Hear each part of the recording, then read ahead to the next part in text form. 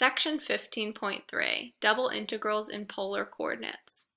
So in this section, we're going to be doing the same thing as with the last two sections, is we're finding the volume of some solid over a specified surface. So previously, well, in the first section of this, we had a rectangular area.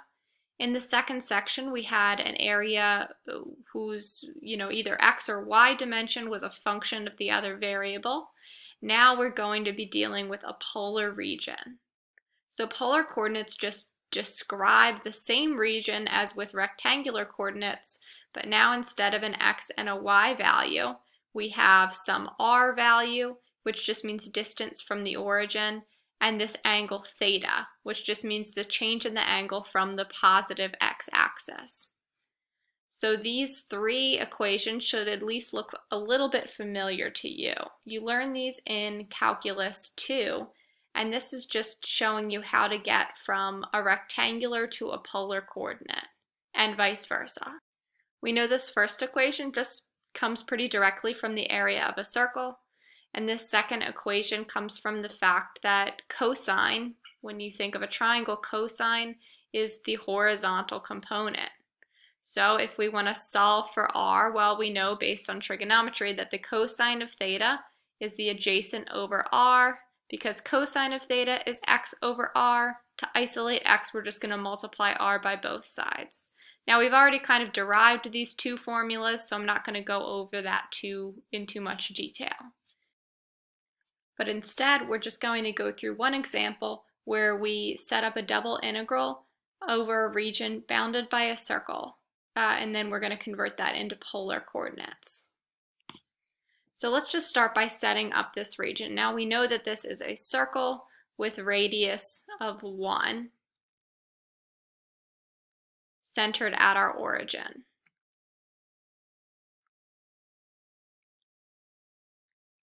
All right, so this is x squared plus y squared equals 1. Now we want to set up this double integral of something. We're not told what the actual function of that region is. We just want it to be bounded by this circle. So this is our integration region. Now our goal is to find the boundaries here. Now we could do this either way. We could draw a horizontal region or a vertical region. Let's do this in a type 1 fashion, meaning we'll draw this vertical arrow, which then means that our bounds are going to be written in the form of y equals something, at least for the bound that is a function of another. Now what's a little bit strange about this is that we said that our arrows cannot go from one function to itself. However, this is x squared plus y squared equals 1. If we isolate this y, meaning we have y squared equals 1 minus x squared, then we take the square root of both sides. We get that y is equal to positive or negative square root of 1 minus x squared. This positive or negative is very significant. It means that I can write this top hemisphere, so from here to here. So in the positive y plane with these positive y values, I know that y is going to be positive 1 minus x squared, just because our y values are in fact positive in the first and second quadrants. I also know that from here to here, so from pi to 2 pi, my y values are negative. Because I have negative y values, this is going to be the equation y equals negative square root of 1 minus x squared. So these are going to be my boundaries in the y direction. So my y bounds go from negative root 1 minus x squared to positive square root of 1 minus x squared. Because my y bounds were a function of x, my x bounds just show that range of x values, and we know that goes from negative 1 to positive 1 because of the equation of this circle. So -1 to +1.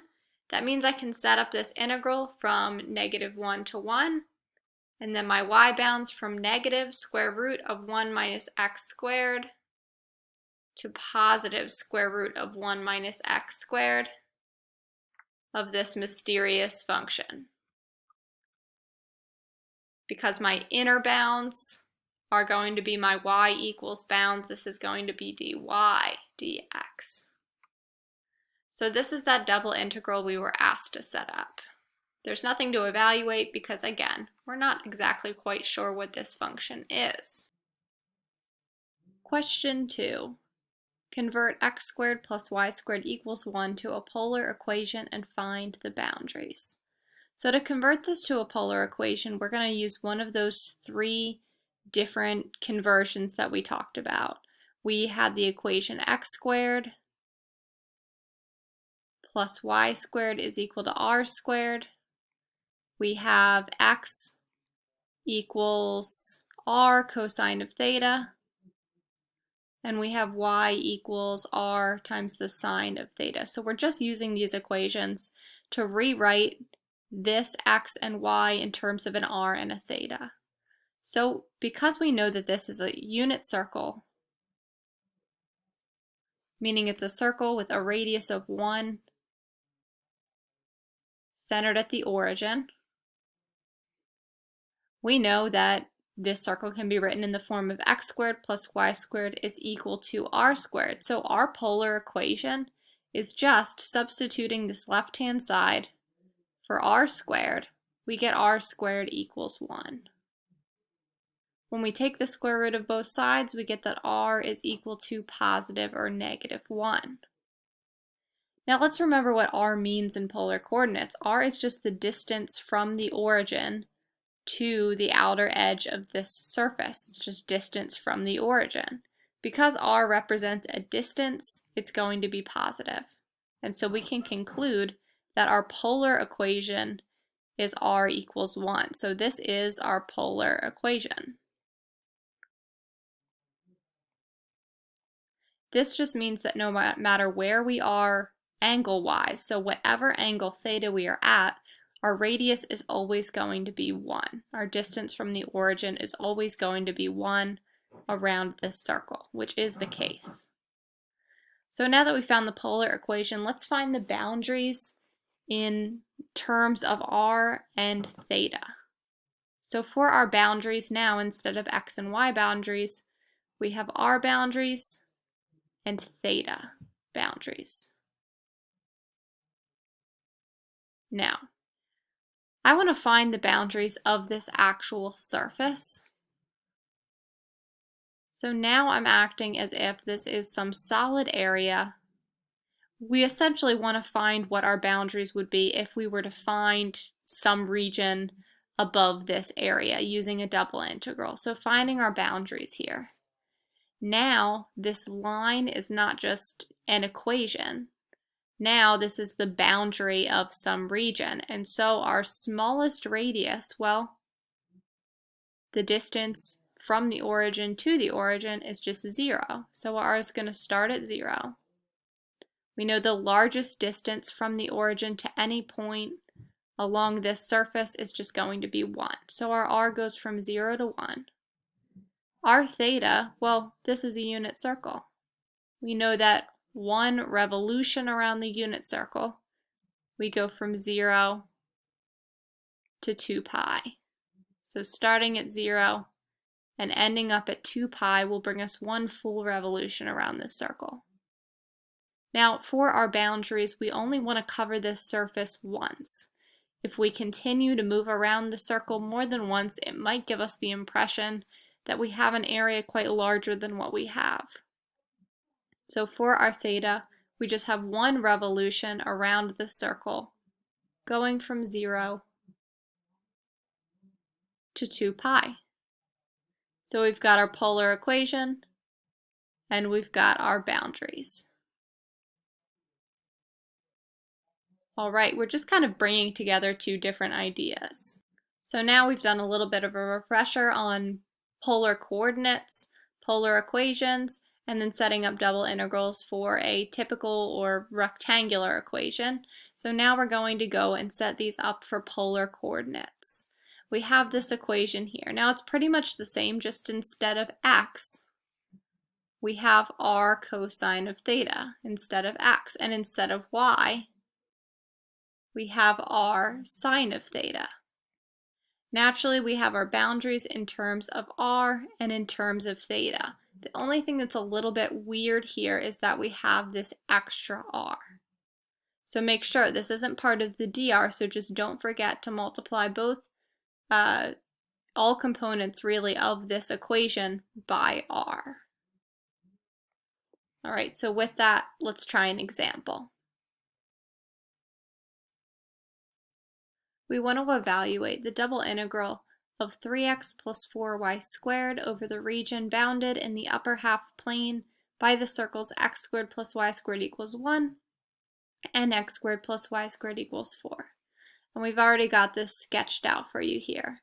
The region bounded in the upper half of the plane just means in the positive y direction, and we have two circles. We have the region between two circles, or two semicircles, with a radius of 1 and then with a radius of 4. So let's start by finding our boundaries. So to find our boundaries, we can just look at this diagram. Our radius, what is the smallest radius? So the shortest distance from this origin to this surface, well, that's going to be the radius of the inner circle. So our smaller radius is 1. And we go from 1 to our larger radius. Because this equation has an r squared value of 4, it has a radius of 2. So our r value just goes from 1 to 2. Our theta, our angle, well, because these are two circles, we know right over here on the positive x-axis, we're starting at 0 pi. And then if we do a half of a revolution around this circle, we know this brings us to pi. So our theta is just going from 0 to pi. And oftentimes we can find our boundaries just by looking at this surface of integration without too much math involved. Now the issue here is that this surface, f of xy, is equal to 3x plus 4y squared. Well, this is naturally a function of x and y, but we want this to be a function of r and theta. And you'll see the issue with doing this problem in rectangular coordinates, because if I wanted to draw some vertical line anywhere through this surface, I would have all sorts of different equations. Here, if I were to draw a horizontal line anywhere through this surface, I cannot go from one equation to the other, from one function to the other. And so we can see why we might need polar coordinates here. So now let's convert these to polar coordinates. Well, I know that x is equal to r cosine of theta. I know y is equal to r sine of theta. So I'm just going to plug these values into this function. So now I have f of, and I'll call this r and theta, because now this is going to be a function of r and theta. This is going to be 3 times r cosine of theta plus 4 times r sine of theta squared. Simplifying this gives us 3r cosine of theta plus 4r squared times the sine of theta squared. So this is our function. So now let's set up our double integral. Our double integral tells us that on the outside we have our values of theta. This is always going to be the case, and the reason for that is that oftentimes r is actually a function of theta. So we're starting with our bounds from 0 to pi, and then our bounds for r, which are from 1 to 2. And then we're going to take our function, which is now a function of r and theta, so 3r cosine theta plus 4r squared times the sine of theta squared. We multiply it by that very easily forgotten r dr d theta. So now let's distribute this r. And we get 3 r squared cosine of theta plus 4r cubed times the sine of theta squared, dr d theta.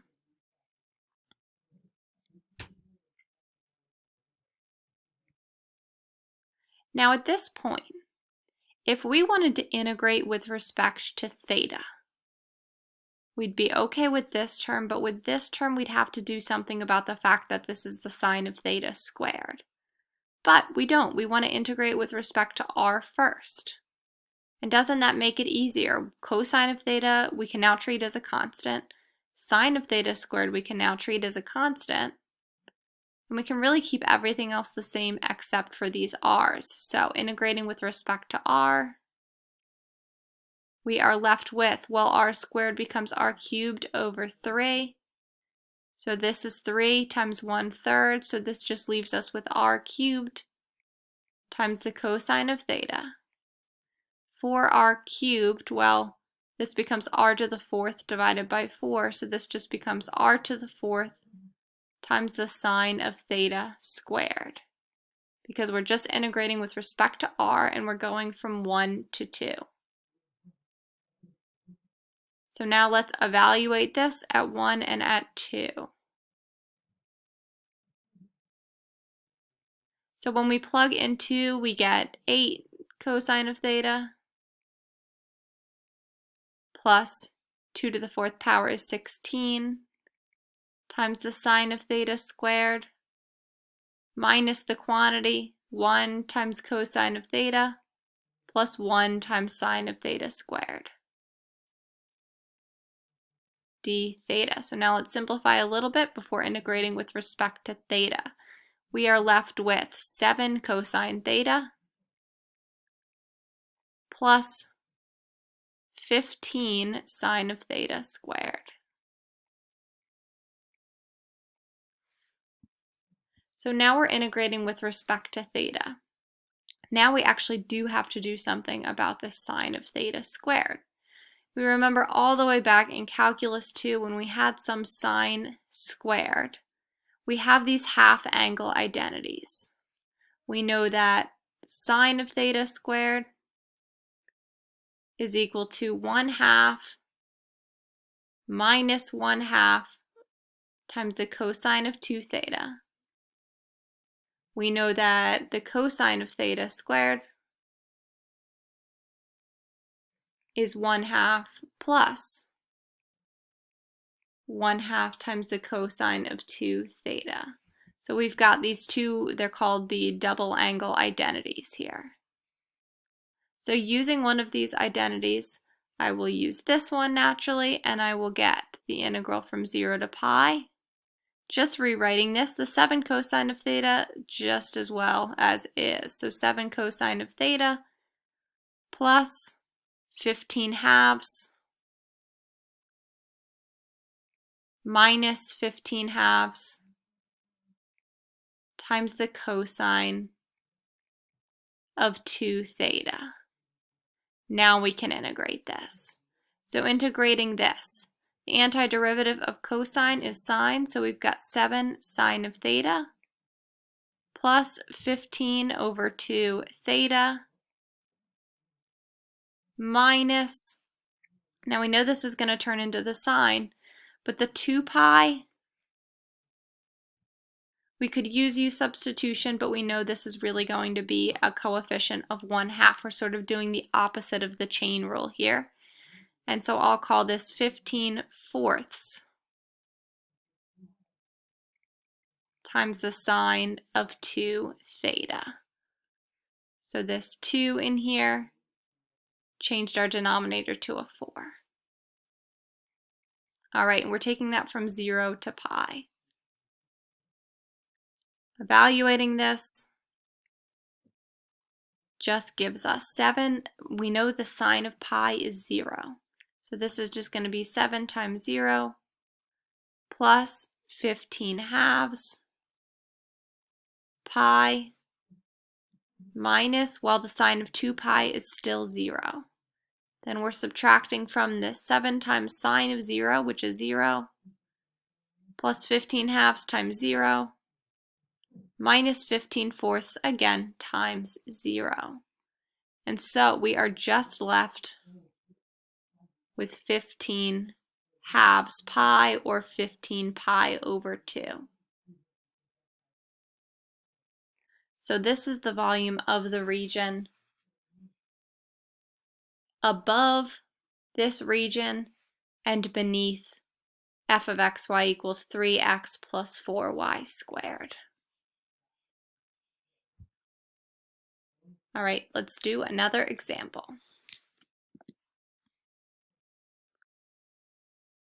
Example 4. Evaluate the double integral of 2x minus y over the region bounded in the first quadrant enclosed by the circle x squared plus y squared equals 4 and the lines x equals 0 and y equals x. So let's just start by sketching this out. So I'm just going to sketch this integration region. So it's bounded by x squared plus y squared equals 4. Well, I know in polar coordinates this just means a circle with a radius of 2. So I've got a circle centered at 0, 0 with a radius of 2. So I'll just mark these points 2 here and here. All right. It's also bound by the lines x equals 0. Well, that's just the y-axis. X equals 0. And y equals x. Well, y equals x is going to go through the origin, and it's a line with a slope of 1. Y equals x. So if our surface is bounded by this line, and this circle, then we know, and it's in the first quadrant because that leaves these two areas, we know it must be this region right here. So this is our surface. So we need to find both the r values, so the range of r values, and the range of the angle theta. So for our r values, well, our r just goes from r equals 0 to, well, what's our maximum radius? Well, that's just 2. That just comes from directly from this equation for the circle. So r goes from 0 to 2. What about theta? Well, what we want to know is, where is this intersection? Where does this intersection occur between y equals x and the curve, the circle x squared plus y squared equals 4? Well, I could do a couple different things. I could set this y equals x equal to x squared plus y squared equals 4 and solve for the x and y coordinate at which this passes through. Or I could remember that the line y equals x just cuts right through the center of this quadrant. So in this arc in the first quadrant, y equals x has a slope of 1, so it's going to cut right through this region. And so we know that this is going to go from pi equals 4 to pi equals 2, just kind of intuitively. So that's what we're going to do. We don't have to solve if we can look at this intuitively. So pi over 4 to pi over 2. So we've got our regions. Now we've got our equation in terms of x and y. So we've got this in the form of a function of x and y being equal to 2x minus y. So we're just going to make that substitution that x is equal to r cosine of theta and y is equal to r sine of theta. So now we've got everything we need to set up this integral. So let's set up our integral. Theta is going from pi over 4 to pi over 2. R is going from 0 to 2. And now we've got the function 2 times r cosine of theta minus r sine of theta, remembering that this is being multiplied by that r dr d theta. All right, let's rewrite this a little bit.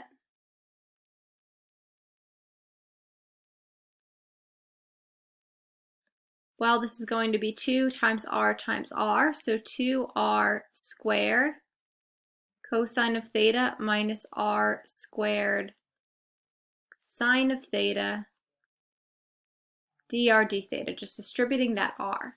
Now, there is something we can do here. We can integrate this with respect to r, just treating theta as a constant. But we can use that rule that we learned last time that says if we can write this as a function of x times a function of y, then we can split up that integral. Well, we can do the same thing with r and theta. So we can write this as a function of only r, because we know that this is really r. And let's break this down a little bit more. We know this is really r squared times 2 cosine of theta minus sine of theta dr d theta. When we factor out the r, we can see that we have a factor of only terms with an r and only terms with a theta. So we can split these up. We can use that special sort of product rule here and start with our theta terms. So we've got 2 cosine of theta minus sine of theta d theta, and then we're multiplying that by the integral from 0 to 2 of r squared dr.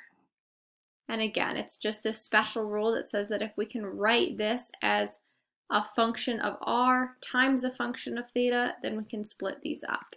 This is a lot easier to integrate. It just saves us a little bit of time because a lot of these integrals get pretty messy. So integrating this with respect to theta, cosine turns into a positive sine. So we have 2 sine of theta. Negative sine turns into a positive cosine of theta, going from pi over 4 to pi over 2. Evaluating this, the sine of pi over 2 is 1, and so we have 2 times 1 plus the cosine of pi over 2 is 0. We're subtracting from that the sine of pi over 4, which is root 2 over 2, so we have 2 root 2 over 2 plus cosine of pi over 4, still root 2 over 2. And so we are left with 2 minus 3 root 2 over 2.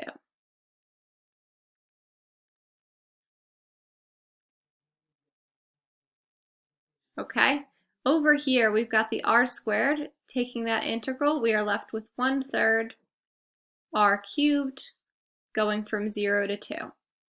Plugging this 2 in and plugging this 0 in, well, we just get 2 cubed, which is 8, so we get 8/3 minus 0. Now we are just multiplying these. So we're multiplying 2 minus 3 root 2 over 2 by 8/3 to get 16/3 minus, well, this is 24 root 2 over 6, which is just 4 root 2. And so this is our volume of that region. So just incorporating this special rule again that states that if I can write this double integral as a function of r, so let's call that f of r times another function of theta, then I can split these up, and this will be dr d theta. Then I can split these up into f of r dr times g of theta d theta. So that's all we did. We're just incorporating this rule. Last problem, example 7. We want to evaluate the integral by converting to polar coordinates. So if we are going from 0 to 1/2, these are our y bounds. So y is going from 0 to 1/2. Our x bounds are going from the square root of 3y to the square root of 1 minus y squared. Okay, we want to convert these to polar coordinates, so I think the easiest thing would be to start by graphing these. Let's see what these look like. Okay, y equals 0 to y equals 1/2. Well, that's easy enough. That just means we have a vertical line, or I'm sorry, a horizontal line that passes through y equals 1/2. Y equals 0 just comes from the x-axis. Okay, now x going from the cube root, the square root of 3y. Well, the square root of 3y, that's the same as y is equal to 1 over root 3x, which is just a line with a slope of 1 over root 3. Well, root 3 is about 1.73, I believe, so a little less than 2. So this isn't going to be a very steep slope, so I'll just draw it kind of like this. All right, so this is y equals 1 over root 3x. Now, 1 minus y squared, the square root of 1 minus y squared, equals x. Well, if I square both sides, I get 1 minus y squared equals x squared, meaning x squared plus y squared equals 1, our infamous unit circle. Now, because this 1 minus y squared, this square root is positive, that means x is positive. That means that because we have a positive x, this will only be a circle in the first and fourth quadrants. Meaning it's going to look something like, well, if it starts at 1 and -1, just being that this is 1/2, it's going to look something like this. Okay, not beautiful, but it's supposed to be a circle. All right, now let's find out which one of these regions we're looking at here. Y goes from 0 to 1/2. All right, so somewhere from 0 to 1/2. Our x goes from root 3y to root 1 minus y squared. Well, root 3y is going to be this line. We're going from this line here to this curve here, and so this is our region. Okay, if this is our region, let's find the angle, the theta, and the r for this region. Now r is simple enough. Because we know that this is a unit circle, so our r must go from 0 to 1. Our theta. Now, we know that there's a line at 1/2 here. We know that this line at 1/2 must pass through this line, x equals root 3y, at some point. Now we also know that these must pass through the circle at one point. We don't necessarily know that these all pass through this circle at the same value. But what I do know is that this circle has a radius of 1, meaning I know that this length is 1. What I'm going to do is I'm going to solve for this intersection between 1 over root 3x and this circle to make sure it does in fact occur at y equals 1/2. If that happens, then this is an accurate picture, but until then, I'm not 100% certain. So I'm going to set y equals 1 over root 3x, or I'll put it in the form of x equals root 3y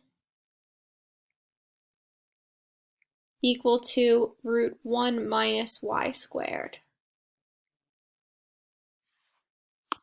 All right, let's square both sides, and we get 3y squared equals 1 minus y squared.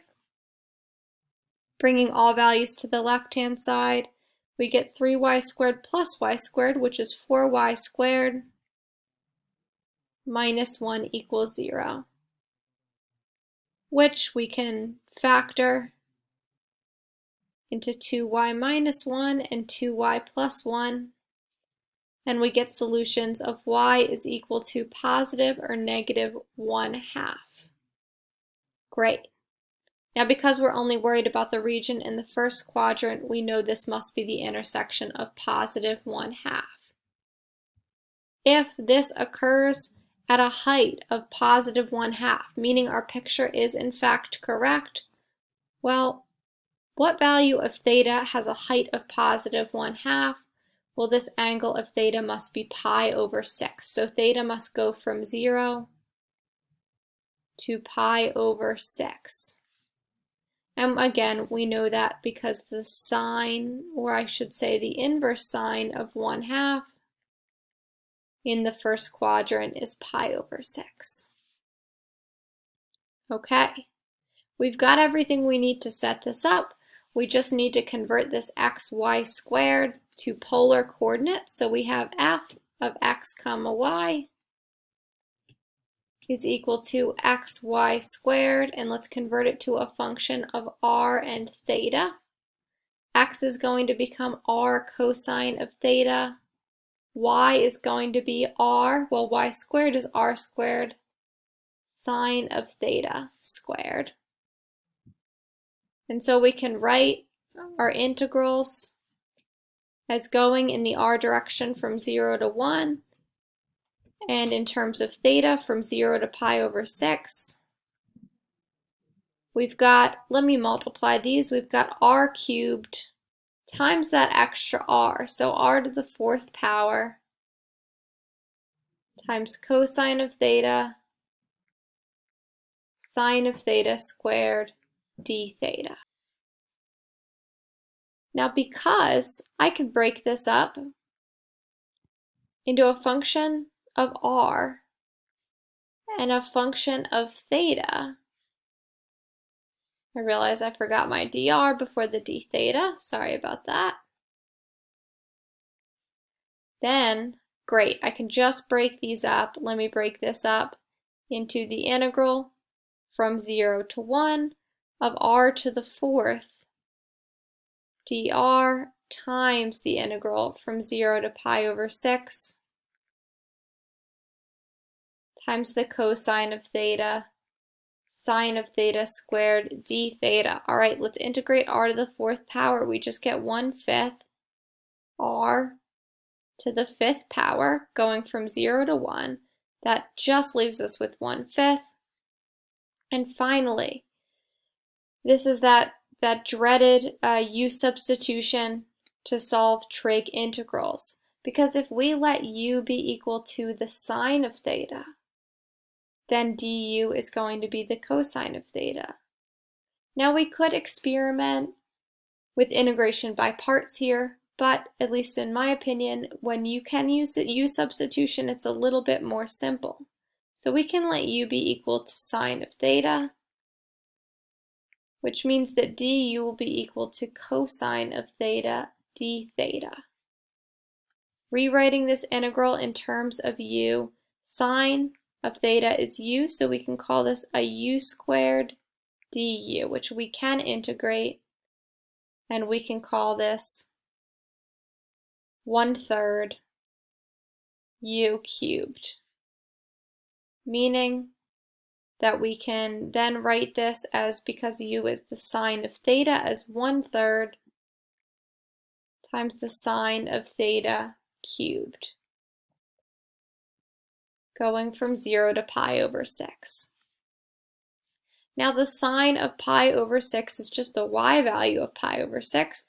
We've gone full circle. We know that that's 1/2. We know the sine of 0 is just 0, so we're just left with 1/3 times 1/2 cubed, because this is the sine of pi over 6 cubed. 1/2 cubed is 1/8 times 1/3, which is 1 over 24. Finally, we're multiplying 1/5 by 1 over 24, and we get 1 over 120. So the area or the volume of this region is 1 over 120 units cubed. Okay, that is it. Remember, I am available for many different hours during the week on Zoom for student hours. You can find those under Getting Started, under Instructor Information, and I am really there just sitting on Zoom waiting for your questions. So please come and ask them.